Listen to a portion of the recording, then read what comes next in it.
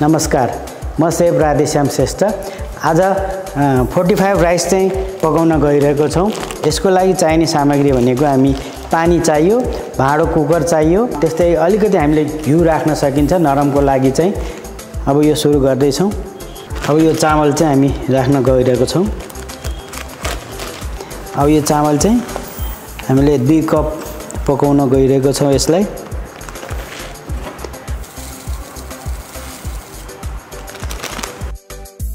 अब यसमा पानी राखेर पहिला चाहिँ पखाल्नलाई यति चाहिन्छ भन्ने छैन।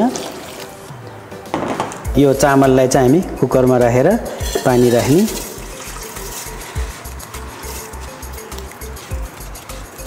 दुई कप चामललाई हामीले 2 कप पानी नै राख्ने। 3 कप छ भने 3 कप हाल्ने, त्यो अनुसार पानी राखी यसलाई बसाल्ने। अब यसमा ढक्कन लगाएर 2-3 सिटी मिडियम हिटमा लगाउने, त्यसपछि निकाल्ने।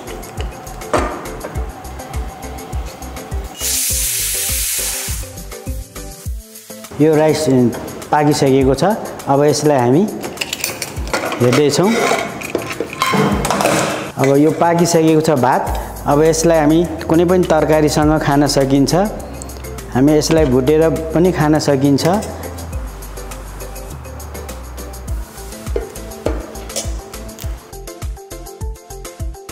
यो 45 राइस तयार भइसकेको छ। यसलाई हामी तरकारी र कुनै पनि मासुको करीहरुसँग पनि खान सकियो। र अब यहाँ चाहिँ फ्राइड राइस चाहिँ बनाउन गइरहेको छौं। जस्तै हामी नेपालीमा भुटेको भात भन्छौं, हामी नेपाली स्टाइलमा चाहिँ गर्दै छौं। अब यो फ्राइड राइस नेपाली स्टाइलले बनाउन गइरहेको छौं। यसको लागि हामीले लिएका छौं 1 चम्चा जति खुर्सानी काटेको मसिनो गरी, त्यसै जिरा आधी चम्चा, नुन आधी चम्चा, त्यसै धनिया आधी चम्चा, बेसार चाहिँ सानो चम्चाले 1/4। त्यस्तै अर्को सामग्री भनेको हामीले एक्स्ट्रा मैले मकै राख्न लागेको छु। त्यस्तै अर्को प्याज काटेको छु, त्यस्तै धनिया छ, त्यस्तै भेडे खुर्सानी छ, अर्को हरियो प्याज छ, त्यसै गाजर छ। यसको लागि चाहिँ तेल 30 ml जति छ।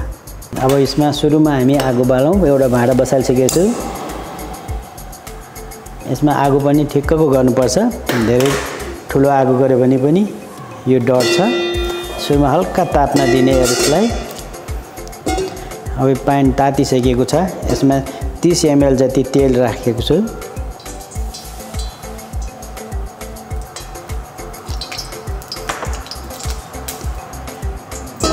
तेल पनि हल्का तातिसकेको छ। अब यसमा प्याज राख्न गइरहेको छु 200 ग्राम।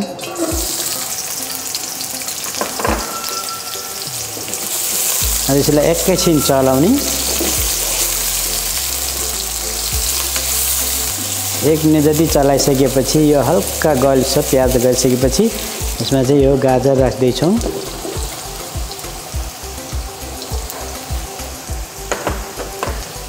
गाजरलाई पनि हामी एकैछिन भुट्ने।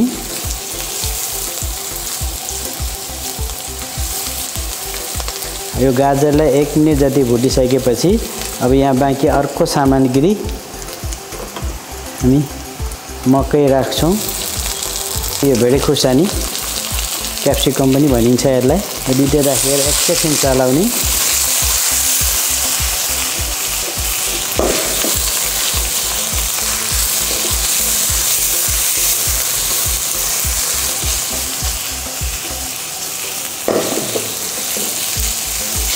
एकछिन चलाइसकेपछि हामी यसलाई हल्का आगो चाहिँ सानो गर्ने। त्यसपछि हामीले क्रमशः मसला, बेसार सानो चम्चाको 1/4, जिरा सानो चम्चाको 1/4, नुन स्वाद अनुसार या अलिकति, त्यस्तै धनिया सानो चम्चाको 1/4, त्यसपछि हरियो खुर्सानी सानो 1 टुक्रा अन्दाजी 3 ग्राम जति। अब यसलाई एकछिन फेरि चलाउने।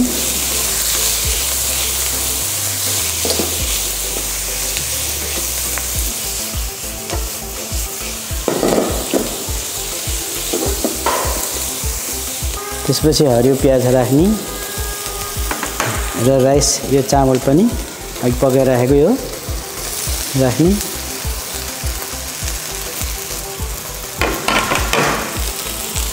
एक मिनट जति मिडियम आगोमा हल्का सानै भन्दा नि हुन्छ।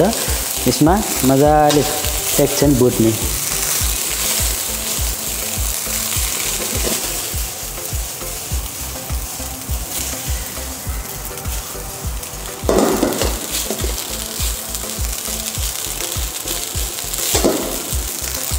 अब यो अन्तमा धनिया राख्ने